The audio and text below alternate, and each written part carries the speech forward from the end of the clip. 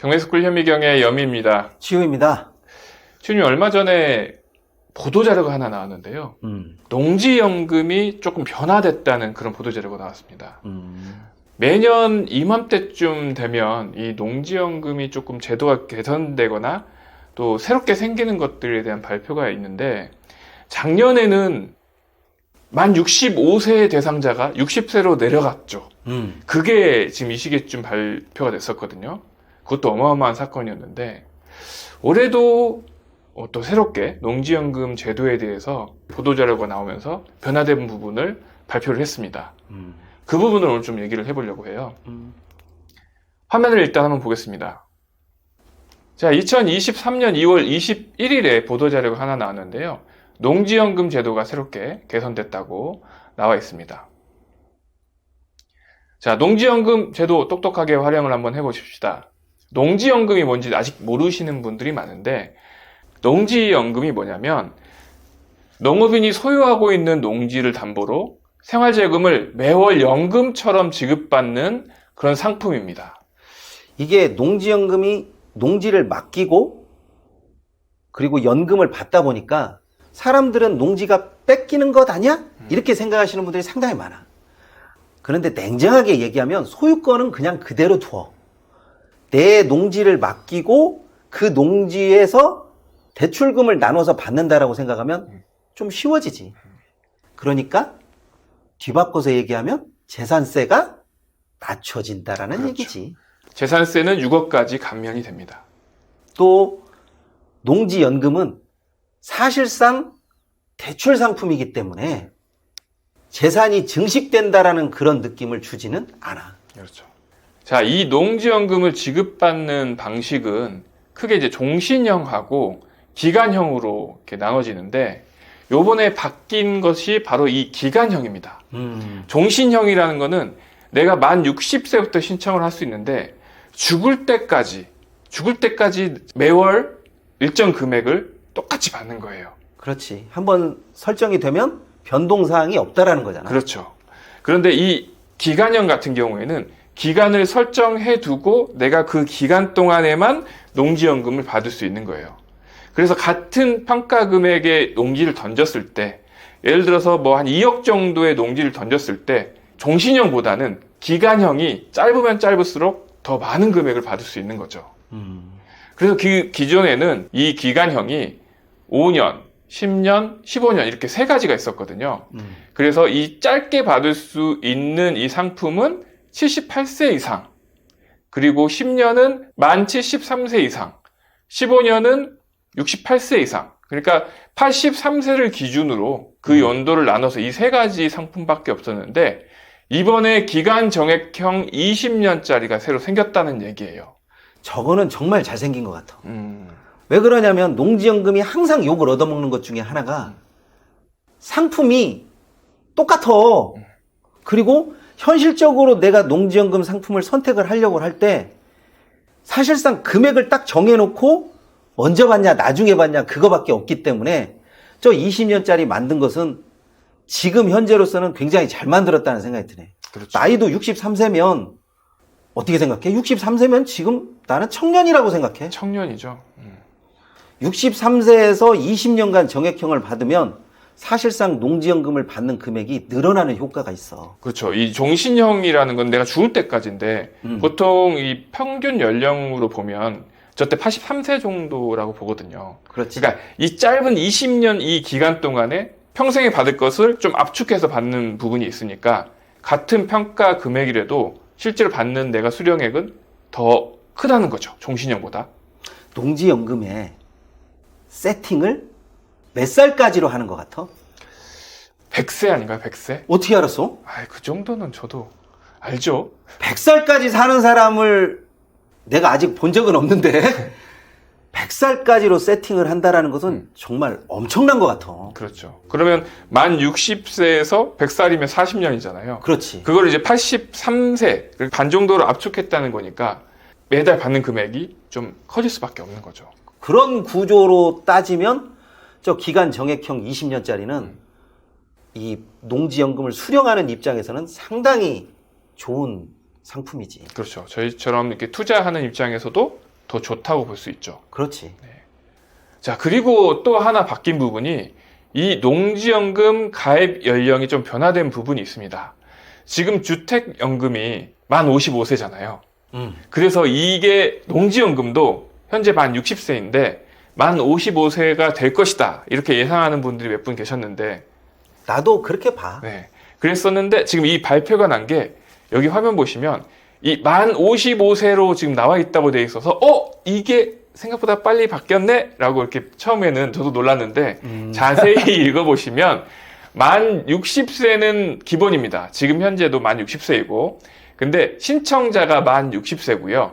이 신청자, 가입자가 사망 시에 연금을 승계받을 수 있는 배우자의 연령 기준이 지금 현재 만 60세였거든요. 그게 이제 만 55세로 내려갔다는 의미죠. 농지연금을 받는 사람을 쭉 조사를 해보다 보니까 농지연금을 중간에 해약하는 해약률이 상당히 높아. 그럴 수밖에 없을 것 같아요. 그런데 해약을 안 하는 사람들을 보니까 부부 승계형으로 해놓은 사람들은 좀처럼 해약을 잘 안 하더래.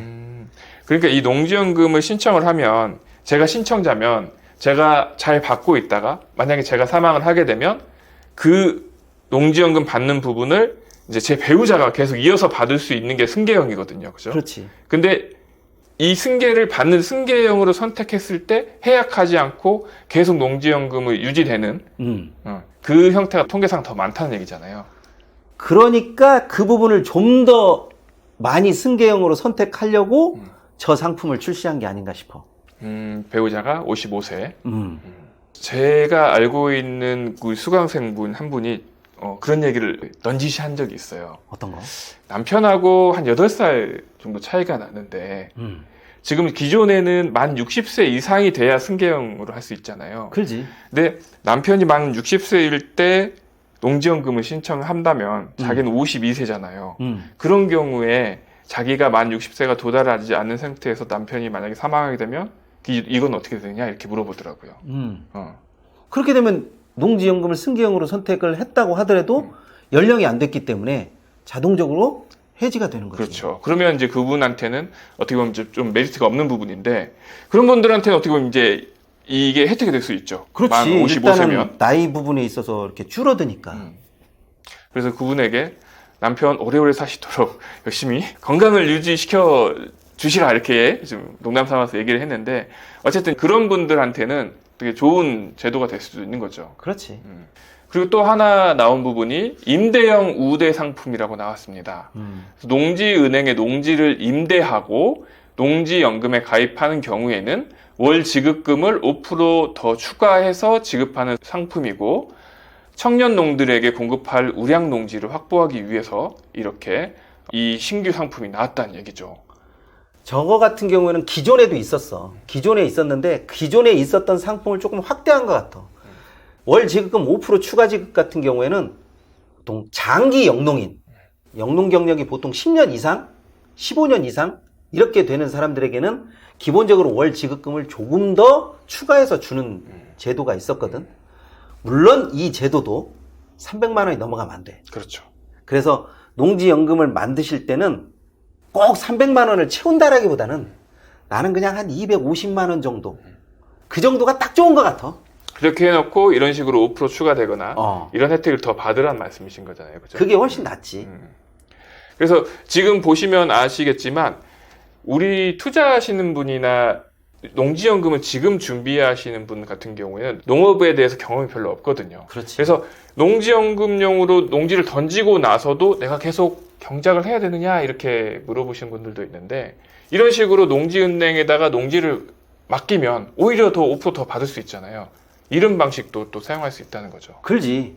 그리고 농지은행에서 농지를 가져가서 어떻게 하나요? 이렇게 하시는 분들도 상당히 많이 있는데 그것은 농지은행에서 알아서 하겠지만 농지은행도 손해를 안 볼 거 아니야. 그래서 될 수 있으면 농사를 지었던 사람이 좀 더 수익이 많이 나게끔 많이 짓는 것을 농지은행에서는 더 원하더라고요. 그리고 마지막으로 하나 더 생긴 게 이 중도 상환입니다. 중도 상환. 기존에는 중도 상환이 3년에 1회로 제한되어서 여유 자금이 있더라도 채무 상환에 어려움이 있었는데 앞으로는 언제든지 채무를 중도 상환할 수 있도록 하였다. 사실상 이 중도 상환은 어떤 제도의 개선이라기보다는 저것을 활용하는 사람 별로 없기 때문에 그냥 늘려놓은 거라고 봐, 나는. 중도 상환을 뭐 얼마나 하겠어. 그렇죠. 저희 같이 투자하시는 분들은 그 농지연금용으로 이런 던지는 농지들은 어떻게 보면 일반적으로 좀 활용할 수 없는 그런 땅들이 많잖아요. 오로지 농지로만 써야 되는 농지. 그렇죠.